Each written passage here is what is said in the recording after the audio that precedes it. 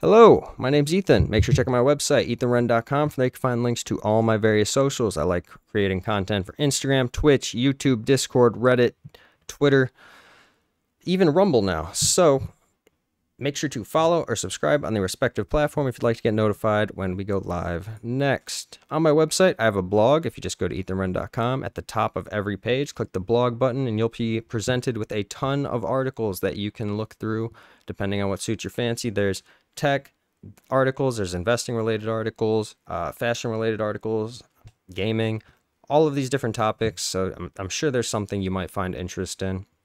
Also, at the bottom right hand corner of every page, there's this Discord widget. If you click it, you are able to view and access the Discord that I have available without making an account, without signing in, without downloading anything. It's just there and it just works. If you go to the top left hand corner, there's a hamburger button. You click it and you can look through every channel. So let's say you wanted to see the news from Benzinga today, you could click there, and this channel gets regularly and automatically updated with new Benzinga articles as they get posted instantaneously, like alerts. And we have that for all your favorite news outlets.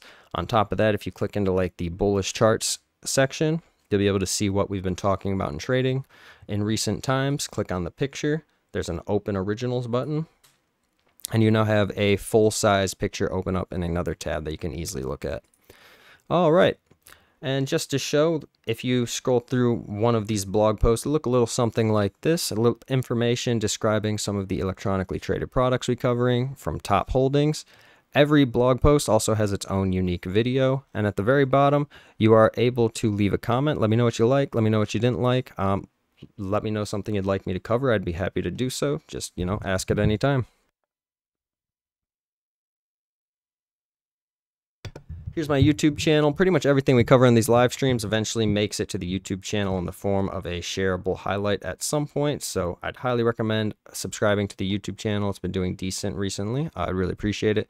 So what is it we're going to be covering today? We're going to be looking at CAPM. This is Capital Asset Pricing Model from Ed Spire. Let's see what he has to say about CAPM. I want to introduce you to the Capital Asset Pricing Model, which is often called CAPM for short. So CAPM is a formula that's used to calculate the expected return of a security given its level of systematic risk. So here's our formula, and the expected return of a security, so let's say security I, so we've got R sub I, so the return of security I is equal to the risk-free rate of return. That's the rate of return you would earn on an investment that has zero risk. For example, you might say a 3-month U.S. Treasury bill. Let's say the rate of return on that was 1.25%. Then that would be your risk-free rate. This is a very core, fundamental financial topic. If you're going through like finance school, this is something they're going to teach you. Its value and application in a real-world trading and investing scenarios, I don't know if it's necessarily there, but I think it is a pretty important and rudimentary concept that every investor should at least understand how it works. Again, you're looking for the return on investment, and to get that, you're taking your risk-free, which would be a risk-free asset such as a bond. It could be like a 10-year bond. It could be like a 1-year bond, 2-year bond. And then right here you have your beta. Your beta, this is a beta of 1 would mean that it moves in tandem with the market. So if the market moves up 1%, the stock in question or the investment in question would move 1%. If this number is a 1.2, for example, for every 1% that the market moves, this company would move 1.2% of that. This is what the beta kind of represents. Every investment kind of has its own beta and own value. It's something you can look into depending on the specific company or fund you're looking at. There's also betas of like 0.5. So for every 1% the market would move, it moves about half of it. So that's kind of how you can interpret a beta, right? So 1 is like neutral. So 1 is neutral. Anything over is like a multiple. Anything under is like a fraction of the market's move. And then you add to Lastly, you have the return on the market right here, return on market. So let's say if you're looking at the S&P, maybe 9, 10% a year, and then you minus the risk-free. So you take the market return, minus the risk-free, times that with your beta, and then you add the risk-free back in, and that's what you would expect at a minimum to get on your desired investment, whatever it may be. To that, the beta of security I, so I've got beta sub I, so the beta is a measure of the systematic risk of this security. Okay, basically how much is this security, how the value of that security, how much is that tied to the overall market performance? And again, when he says risk in the world of finance, typically risk is defined as a potential fund or stock's standard deviation. Another word for this standard deviation would be considered its volatility. So that's what he means by risk. Okay, so we've got this measure of systematic risk beta, and then we multiply that by this whole thing right here, which is the market risk premium. The market risk premium is the expected return of the market.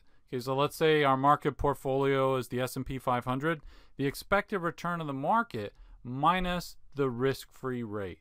Okay, so when we take the market return, the expected market return minus the risk-free rate, that's the market risk premium. Okay, so when we take the market risk premium, we multiply it by the beta of that security, and then we add the risk-free rate. That's going to tell us the expected return of security I. So this whole thing is the capital asset pricing model, and I'm just laying out the different components. By the way, so you'll sometimes hear when somebody's talking about a stock, if someone's talking about the stock in Microsoft or Caterpillar or some company, you might hear them talk about the cost of equity capital.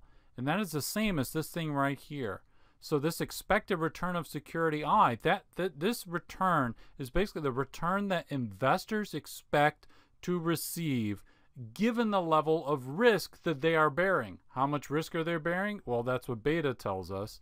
And so when we say what is the cost of equity capital for Caterpillar shareholders, and we're thinking about stock in Caterpillar, let's say it was 9.21%. That's what it's telling us right here. That's the expected return in Caterpillar stock that someone would be expecting. And so we'd say that's the cost of equity capital. Now, I'm going to make some more videos on CAPM, but one thing I really want you to note is that an implication here of the capital asset pricing model is that the more systematic risk that the security has, going to be the higher return that the investors are expecting. So here's our measure of systematic risk, that's beta. If beta, let's say that beta was 1.25, so if beta was 1.25, and then we were to increase it where we said, you know what, instead of it being 1.25, it's 2.5, or it's, let's say it's 3.0. So the higher we make this beta, the higher is going to be the expected return of the security. And if you think about it, that makes sense. If you are an investor and I tell you, look, it's actually this investment is riskier. It's instead of the risk being 1.25, it's 3 or it's 4 or something like that. The more risky the security is, which is measured here by beta, the more risky the security is, the higher the return you are going to want to receive, because you are wanting, as an investor, to be compensated for bearing that risk. And here, with the capital asset pricing model, we're assuming just that there's a single factor. People later went and added additional factors and said it's actually more. And we'll talk about multi-factor models in the future. But for right now, this is a single factor model. We're really just looking at this market risk premium times the amount of systematic risk, and then we add that to the risk-free rate, and that is telling us the return that the investors in that security expect to receive given these factors. That's basically CAPM. It's a pretty rudimentary concept in the world of finance. I think it acts most as like a baseline, right? You can run through this equation for any company or any fund of your choosing. At the end, I think what you get is like a minimum. You should think of it like a floor. So whatever your result is for whatever the specific asset you're looking at is, whether it be a stock or a fund, you can use CAPM to kind of get an idea of a minimum return. Like this, like anything less than this would kind of be unacceptable. That's kind of what you would maybe look at CAPM. In real world practice, with a lot of the stuff you guys see me doing on this channel, whether it be Let's just pull up a quick example here. Like with Apple, for example, like Apple's doing extremely well right now. CAPM, not too like sure you have your you'd have some sort of baseline, but in practice, I feel like things move way more than a CAPM might suggest, or potentially underperform. The CAPM is not like the be all end all, but it's just something I wanted to cover on the channel. And again, if you guys are new here, make sure to follow or subscribe. I have playlists available on my YouTube channel. This one's going to be going into like the Let's Talk Stocks playlist, and you can learn more about more fundamental concepts. We cover videos talking about different indicators that you can use to better your investing. So make sure to check that out.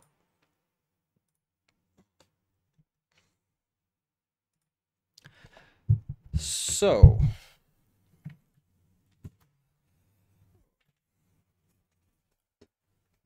with that all being said, we've pretty much covered everything that I wanted to make sure we cover on today's live stream. Thank you everyone who stopped by. I really appreciate it. We covered a lot of great symbols today, from MAA to ENPH and even PSCU, the small cap utility and communications sector. So a lot of different things to consider. We also covered some new videos. We're kind of making more videos that are going to go into this full circle investing category playlist when we covered XLK and Microsoft. You know, this playlist, it has 4 videos right now, but mark my word, one day it's going to be mind-boggling how many videos are in that playlist. So mark my word. Clip this, come back in 5 years. 5 years, right? You know, one video at the top, one video at the bottom. You guys want to be investors, not traders, right? Investors, not traders. And what did we learn about things that move exponentially and have like parabolic moves over long periods of time? It's quite rare that they ever have these oversold opportunities to be scaling in. It is more common for them to be growing than not. Companies that have this multi-decade growth at this rapid exponential rate, they don't do this without constantly setting new all-time highs. In order for them to be able to do this, they need to objectively are constantly setting new all-time highs every week. New all-time high, new all-time high, new all-time high. Otherwise, they're not growing. If they're not constantly setting new all-time highs, they're not growing and they're depreciating. Just how it works. So it's, you know, it's something, it shouldn't be weird for you to hear those words. In fact, it should be expected. You want your investments to constantly be pressing those new all-time highs. It should be expected, right? You'd be concerned if it's not happening. Okay. So that's pretty much everything we have to say for this stream. Till next time, guys.